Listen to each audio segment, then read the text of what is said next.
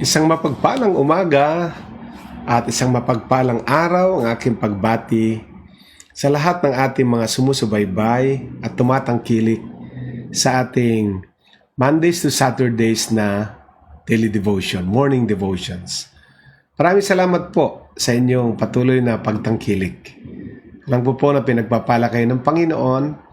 Napakarami pong mga testimonies, mga patutuo kung paano sila paano naging pagpapala ang ating mga devotional sa kanila.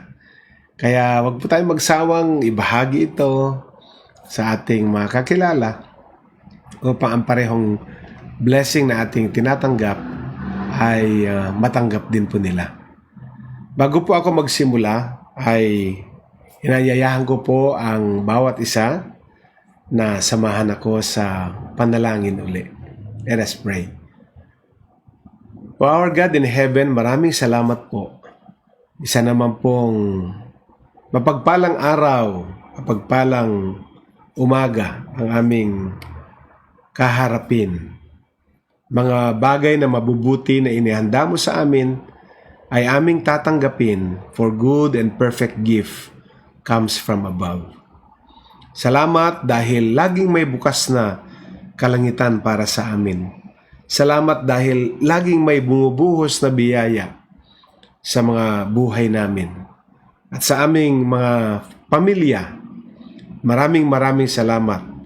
Alam po namin na meron kang inihanda uli na mabuting bagay sa aming pong pag-uusapan, pag-aaralan ngayon. Bigyan mo kami ng espiritual na kaunawaan sa lahat ng aming pag-aaralan ngayon. Matanggap nawa namin ang nais mong matanggap namin ang makaloob ng inyong salita.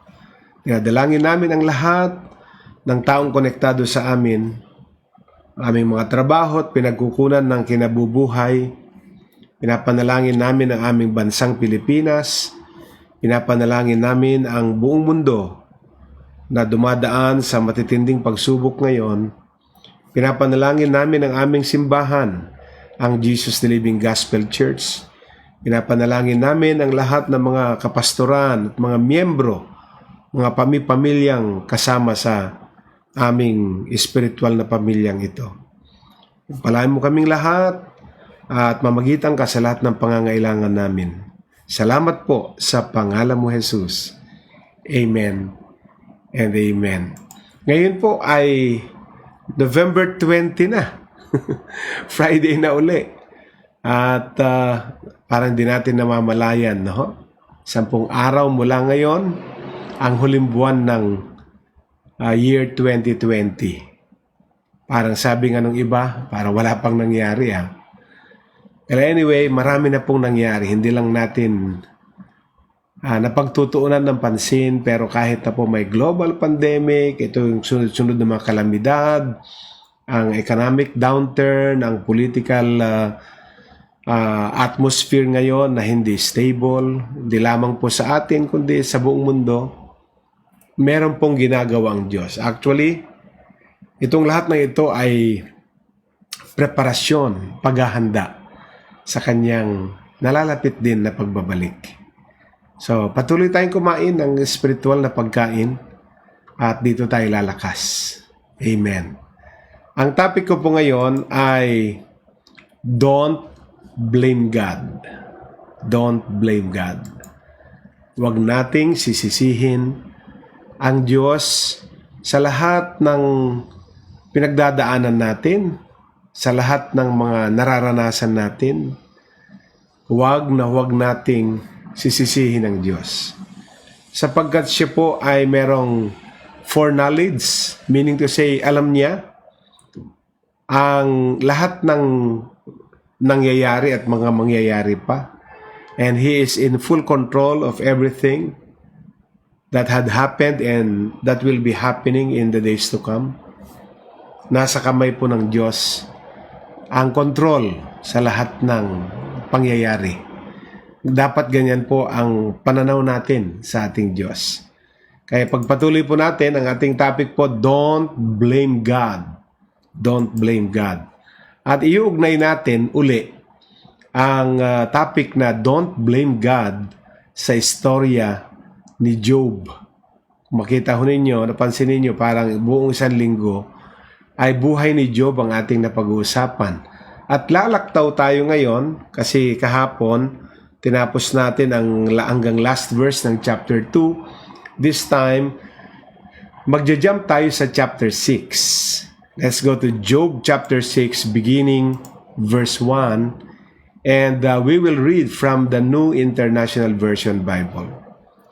Then God replied, "If only my anguish could be weighed and all my miseries be placed on the scales, it would surely outweigh the sand of the seas. No wonder my words have been impetuous. The arrows of the Almighty are in me. My spirit drinks in their poison. God's terrors are marshaled against me. Does a wild donkey bray when it has grass, or an ox bellow when has fodder?"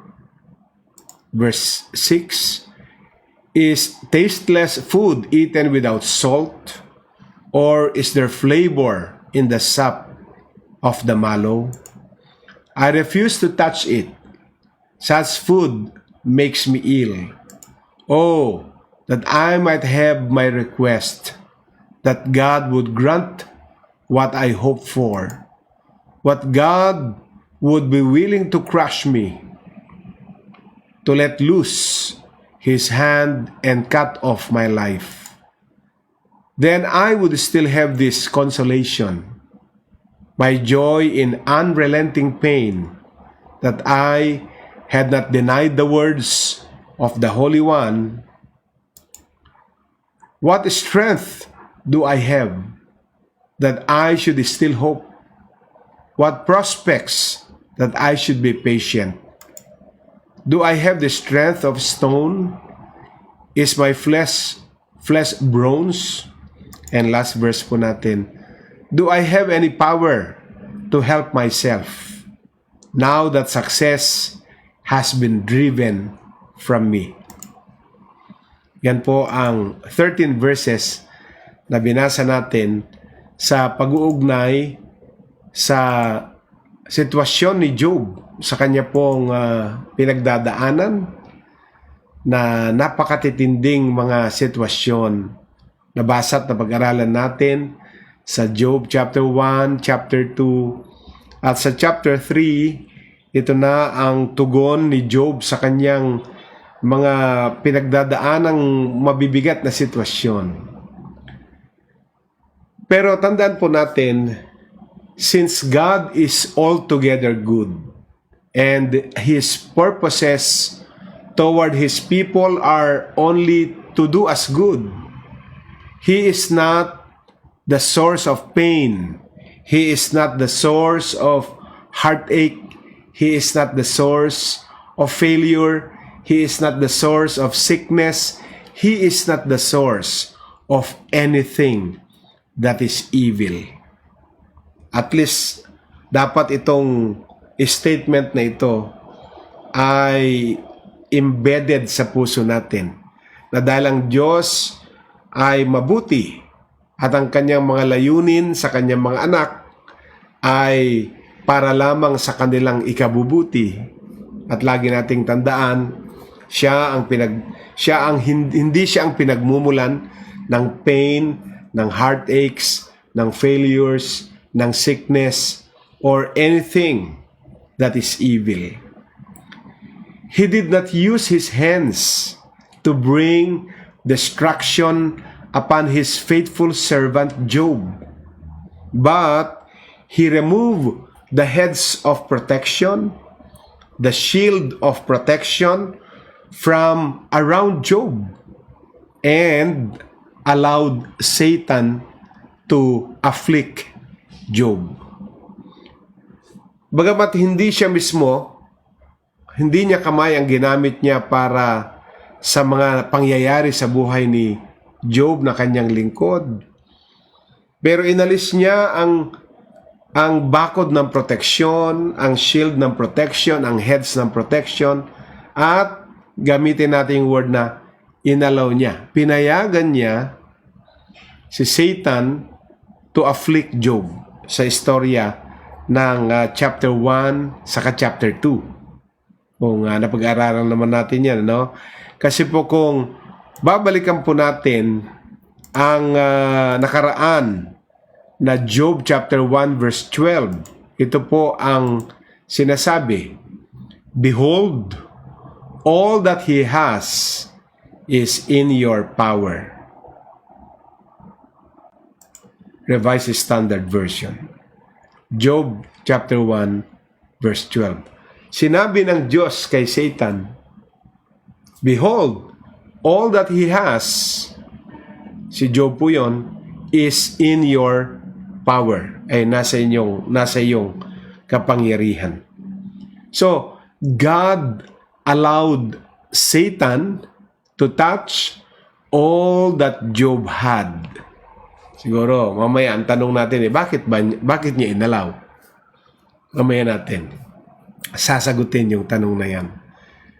But dito ba sa istorya natin ngayon, based sa Job 1:12, God allowed Satan to touch all that Job had. Ano po ang kanyang ginawa? He allowed Satan to take away all of Job's possessions. Pinayagan ng Diyos si Satan na kunin lahat ng possessions. Kasi nga, ang challenge nga ni Satan, kaya lang naman nagpupuri yan, dahil binibless mo siya. Subukin mong alisin yung blessing, susumpain ka niyan. Kaya, yun po ang dahilan. Sige, kilala niya si Job, kilala ng Diyos si Job, na kahit kunin lahat ang mga biyayang binigay sa kanya, hindi magawa ni Job na sumpain ang Diyos na kanyang pinaglilingkuran. Ano pa ang inalaw ng Diyos kay Satan na gawin sa kanyang lingkod? He allowed Satan to steal his oxen. He allowed Satan to steal his donkeys. He allowed Satan to burn his sheep. He allowed Satan to steal his camels and kill his servants. So, properties pa lang yan, possessions pa lang yan, saka mga servants ni Job. Ano pang inalaw ng Diyos? He allowed Satan to kill his 7 sons and 3 daughters, but it was also God who later restored double what Job had lost.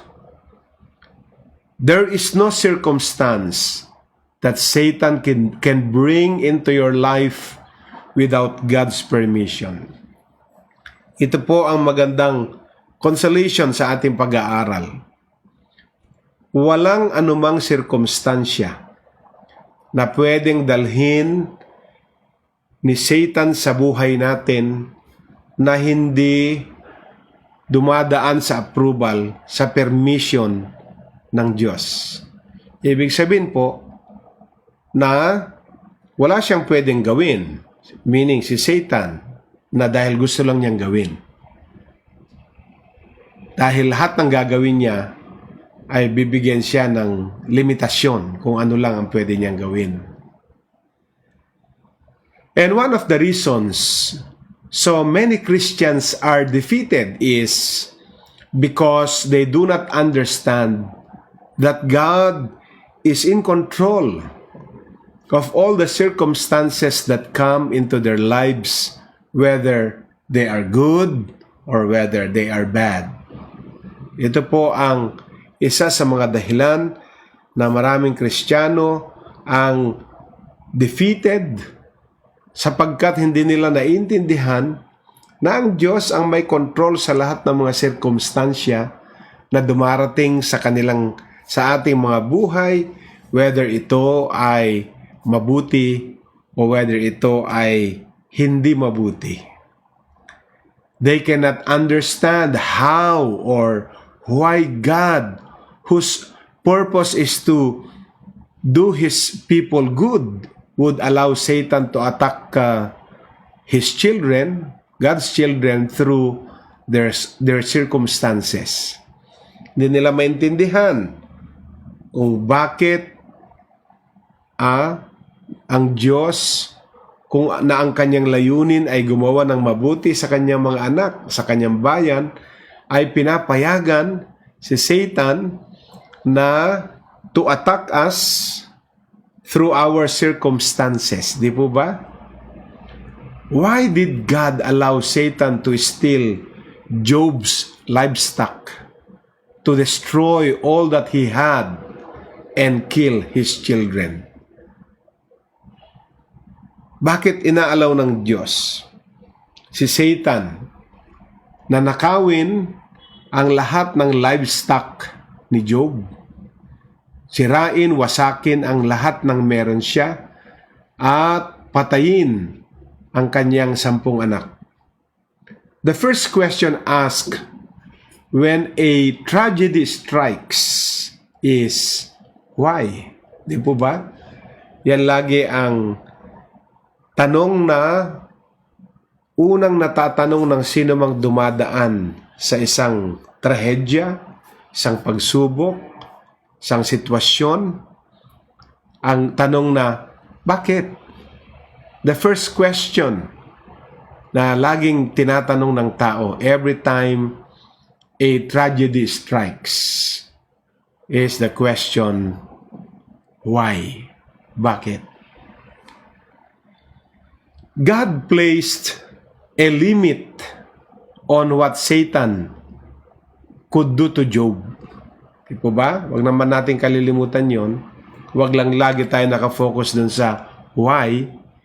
Kung titignan din natin na ang Diyos ay nilalagyan niya ng limitasyon si Satan sa lahat ng pwede niyang gawin. Kasi ang trabaho naman talaga ng kaaway is to steal, to kill, and to destroy. Di po ba? So he told Satan, kasi papel talaga ni Satan ang to steal, to kill, destroy. To steal, ninakaw ang lahat ng livestock ni Job. To destroy, winasak ang lahat ng meron siya. At ang pangatlo po ay to kill. Pinatay ang kanyang 10 anak. God placed a limit on what Satan could do to Job. God told Satan, nais nating ituloy ang Job chapter 1 verse 12. The complete verse po, ang sabi niya, behold, all that he has is in your power. Only upon himself do not put forth your hand. Job 1 verse 12 in the Revised Standard Version. Satan was given permission to attack and to destroy Job's possessions, including his children. Satan was convinced that he could cause Job to turn his back on God by taking away all his possessions. Kasi talagang ang ini-insist sa istorya kasing ito, ini-insist ni Satan na kaya lang nagwo-worship sa iyo, kaya lang naglilingkod sa iyo, kaya lang sumasamba sa iyo si Job. Dahil sa lahat ng pagpapalang tinatamasa niya na iyong ibinibigay. Kaya kumbinsido si Satan na itong kanyang gagawin ay magiging dahilan upang si Job ay tumalikod sa Diyos kapag binawi na ang lahat ng kanyang mga tinanggap mula sa Diyos. Satan, being the arch deceiver, disguised himself, working through Job's enemies. Kung mabasa ninyo ang chapter 3, 4, 5, kasi nasa chapter 6 po tayo, Nagtapos tayo kahapon sa chapter 2. Pero ang 3, 4, 5 ay ito na yung mga iba't ibang sinasabi ng kanyang mga kaibigan to sympathize, sabi nga nila, and to comfort him. So working through Job's enemies and the wind and lightning, he made it appear as if the tragedies in Job's life happened as a result of natural causes. Nais niyang ipakita kay Job, si Satan po, I'm talking about Satan, na ang kanyang mga nararanasan ay magmumukhang mga pangyayari bilang resulta ng isang natural cause or natural causes. His strategy, I'm talking about Satan, is to disguise his evil deeds so that people will not recognize him and will blame God for the pain, sickness, heartaches that comes into their lives. Yan po ang kanyang disguise. Kumbaga, gagawin niya lahat itong mga bagay na ito para ang tao na nakaka-experience ng kanyang mga ginagawa ay sisisihin ang Diyos sa kanilang mga kapalaran na mga nangyayari sa buhay nila. Yan at yan ang hindi natin dapat gagawin. Don't blame God. Dahil nakita na niya ang dulo sa simula. He is the Alpha and the Omega. Siya ang simula at siya ang huli sa wakas. Meaning to say, kung siya ang simula at siya din ang wakas, alam niya ang nangyari sa gitna. At ang gusto ng kaaway, maniwala tayong ang Diyos ay may masamang plano sa atin. Dito po sa specific na istoryang ito, kaya inalaw, kung babasahin niyo po sa chapter 1 pa lang at sa chapter 2, kaya inalaw ng Diyos si Satan para subukin ang kanyang lingkod. Sapagkat ang binanggit kasi ni Satan, kaya lang nagpupuri, naglilingkod sa iyo si Job sapagkat pinapanagana mo siya, pinagpapala mo siya, subukin mong alisin, susumpain ka niya. Pero kailangan i-call yung challenge na yon sapagkat kilala ng Diyos ang kanyang lingkod na si Job. Kaya kung meron mang pagsubok na dumarating sa ating mga buhay na inalaw ng Diyos, ay dahil gustong ipakita ng Diyos sa kanyang kaaway na ating kaaway na tayo, anuman ang dumadating sa buhay natin, ay hindi natin tatalikuran ang Diyos na minamahal natin. Amen? So pag may pagsubok yan para manindigan ka. Na ikaw ay manatili sa presensya ng Diyos. Kasi kilala tayo ng Diyos. Alam niya kung bibigay tayo o hindi. Alam niya kung matatalo tayo o hindi. Kaya pinayagan niya ang pagsubok kay Job sapagkat kilala niya si Job na hindi lamang nagsiserve sa kanya, sa Diyos, dahil sa mga biyayang tinatamasa niya, kundi dahil sadyang mahal lang niya ang Diyos. At syempre si Lord naman, pag na-please mo naman siya, i-bless naman niya ang gawa ng iyong mga kamay. Pero gagamitin kasi ni Satan ang blessing para maging testing. I-test, subukin mong alisin, siguradong susumpain ka niyan. Pero nagtagumpay ba ang kaaway? Hindi. Sapagkat kilala ng Diyos ang kanyang lingkod, na kahit alisin mo lahat, hindi yan tatalikod sa akin, sabi ng Panginoon. Amen. So tandaan po natin, kung may pagsubok man na dumating, o mga pighating dumarating, ay dahil gusto lang patunayan ng Diyos na tayo ay pinagkakatiwalaan niya, na anuman ang dumating sa atin ay hindi magiging dahilan ng paglayo at pagtalikod natin sa Kanya. Di po ba? Amen. Praise God.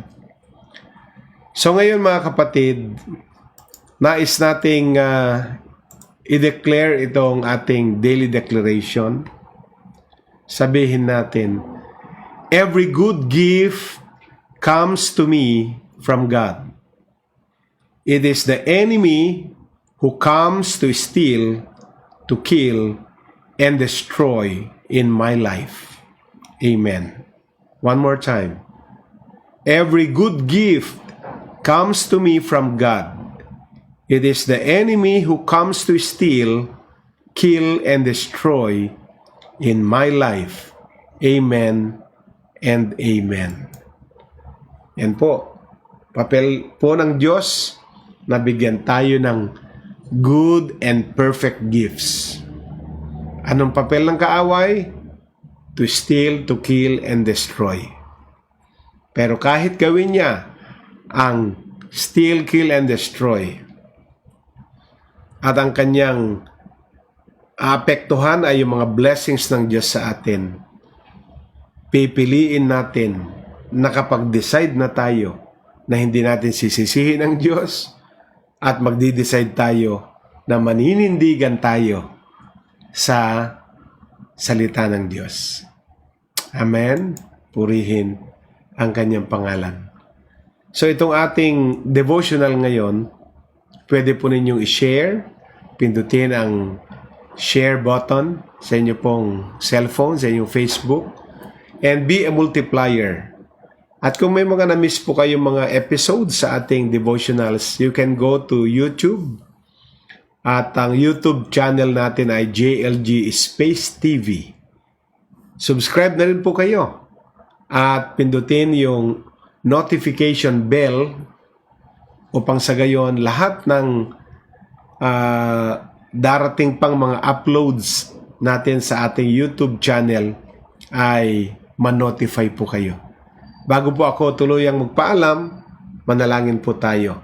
Lord God in heaven, sa limitado naming kaisipan, minsan hindi namin naunawaan bakit kailangan pang may dumating na pagsubok, samantalang ang gusto mo naman ay good and perfect gift para sa amin.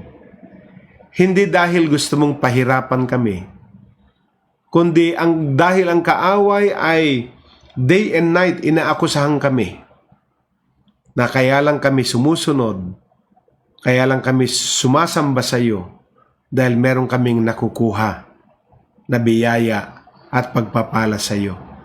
Kaya inaalaw mo siya dahil gusto mong patunayan sa kanya na kami na iyong mga anak ay hindi lamang sumusunod dahil sa nakukuha namin, kundi dahil sadyang mahal ka namin. Dahil una mo kaming minahal.